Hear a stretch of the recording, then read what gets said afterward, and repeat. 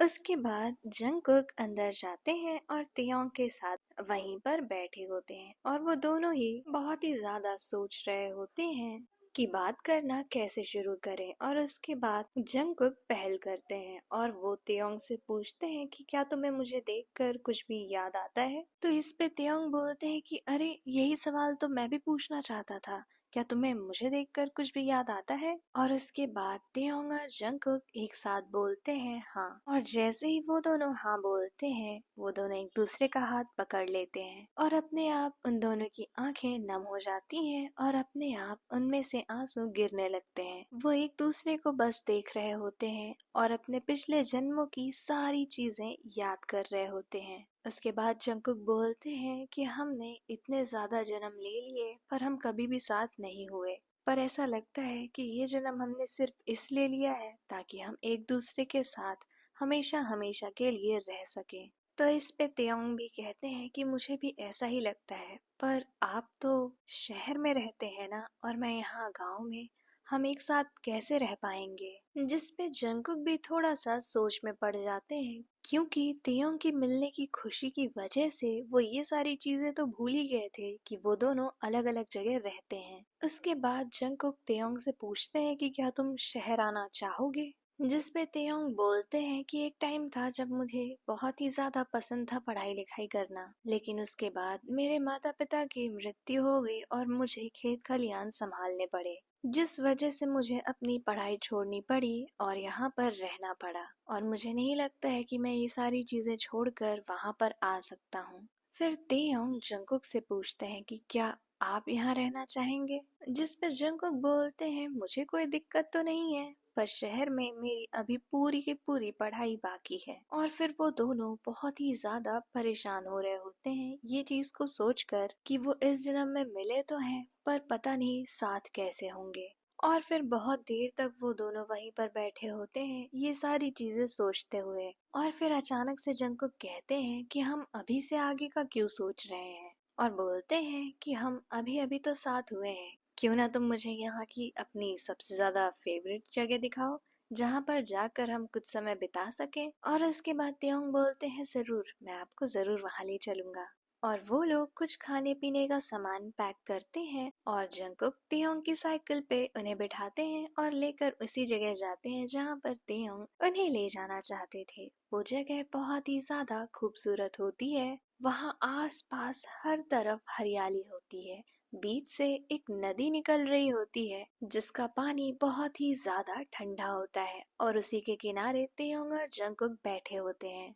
तियोंग Jungkook को बताते हैं कि जब उनके माता पिता जिंदा थे तो जब भी उनका बर्थडे होता था तो वो उन्हें यही लेकर आते थे क्योंकि यहाँ पर सबसे ज्यादा सुकून है इस पूरे गांव में। लेकिन इस जगह के बारे में बहुत लोगों को नहीं पता है, कुछ ही लोगों को पता है, और जिन्हें भी पता है वो इस जगह को बहुत ही ज्यादा पसंद करते हैं। उसके बाद वो लोग पैक किया हुआ खाना खोलते हैं और खाना खाते खाते बात कर रहे होते हैं। और जब एक बार जंगकुक खाना खाते हैं तो तियोंग को उनके हाथ पे अपना नाम दिखता है, जिस पे वो तुरंत जंगकुक से बोलते हैं कि तुम्हारे हाथ पे मेरा नाम क्यों लिखा है। और उसके बाद जंगकुक उनके सामने अपना हाथ करते हैं और बताते हैं कि मेरी एक खानदानी परंपरा है कि जब भी एक बच्चा 18 साल का हो जाता है तो उसके बाद उसके सोलमेट का नाम उसके हाथ पर निकल आता है। पर मेरे सोलमेट का नाम आने में काफी ज्यादा देर लगी, यहाँ तक कि हमें यहाँ गांव में आना पड़ा। और उन दादी माँ ने बताया कि जब मैं अपने सोलमेट को देखूंगा तभी मेरे हाथ पे उसका नाम आएगा।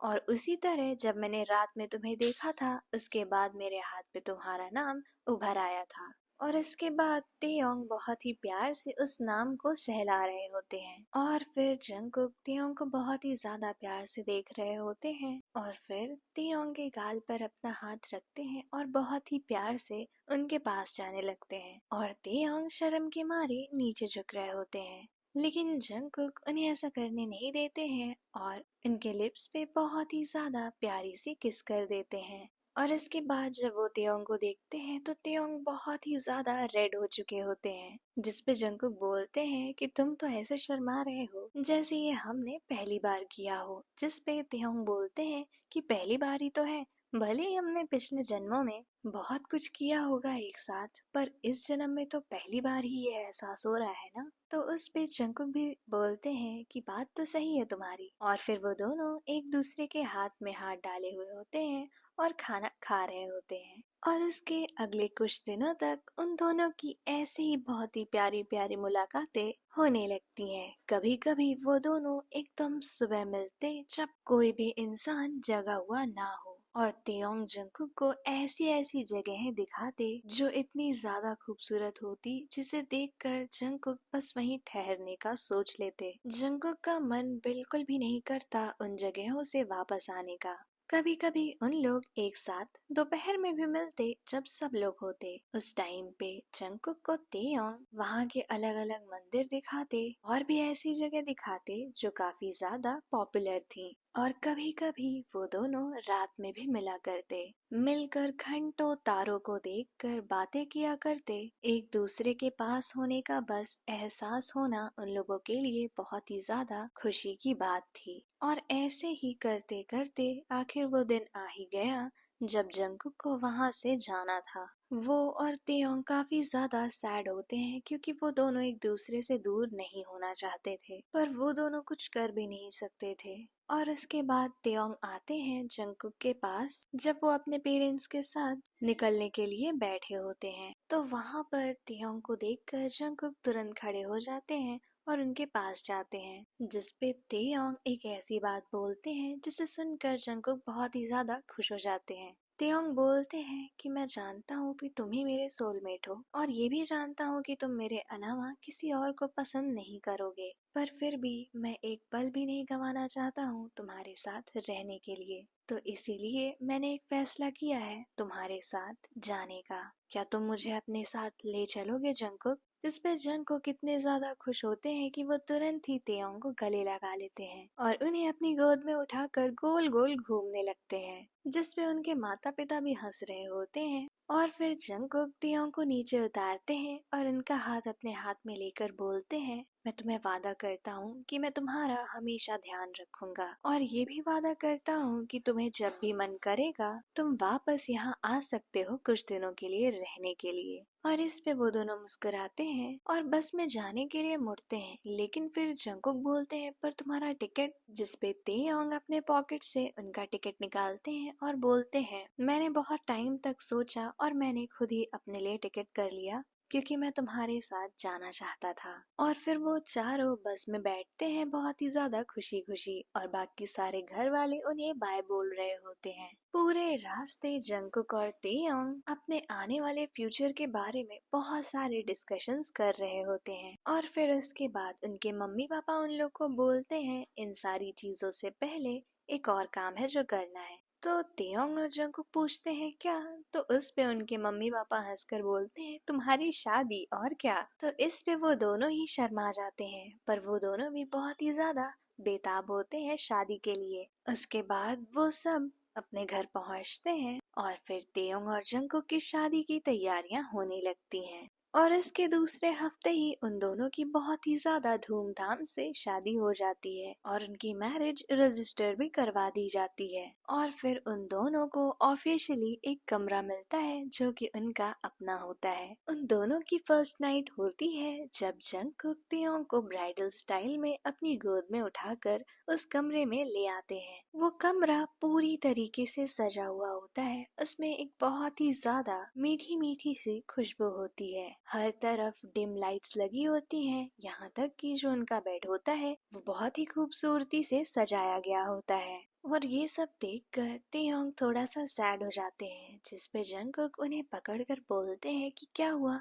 तुम्हें अच्छा नहीं लगा क्या? जिसपे तेयोंग तुरंत बोलते हैं, नहीं नहीं, ऐसा बिल्कुल नहीं है, मैं बस थोड़ा सा सैड इस वजह से हूँ क्योंकि मुझे सारी चीजें इतनी आसानी से मिल रही हैं, वो भी इतनी ज्यादा अच्छी चीजें। तुम मिले, फिर इसके बाद ये घर मिला, इतने अच्छे सास ससुर मिले, और अब यहाँ तक कि हमारी शादी भी हो चुकी है, तो मुझे डर है कि कहीं मेरी खुशियों पे किसी की नजर ना लग जाए। तो जिस पे जंकुक हल्का सा मुस्कुराते हैं और बोलते हैं कि हमने इतने जन्म लिए हैं तब जाकर हमें एक हैप्पी एंडिंग मिल रही है, और इस हैप्पी एंडिंग को बरकरार रखने के लिए हमें और भी ज्यादा मेहनत करनी पड़ेगी। उसके बाद वो तियोंग को ये भी बोलते हैं कि तुम्हें जो भी कोर्स पसंद हो तुम उसमें आगे पढ़ाई कर सकते हो। और ये सुनकर तो तियोंग और भी ज्यादा खुश हो जाते हैं और वो जंगकुक को गले लगा लेते हैं। और फिर जंगकुक तियोंग को धीरे धीरे किसेस करना शुरू करते हैं। पहले वो उनके नेक पे किस करते हैं और फिर उनके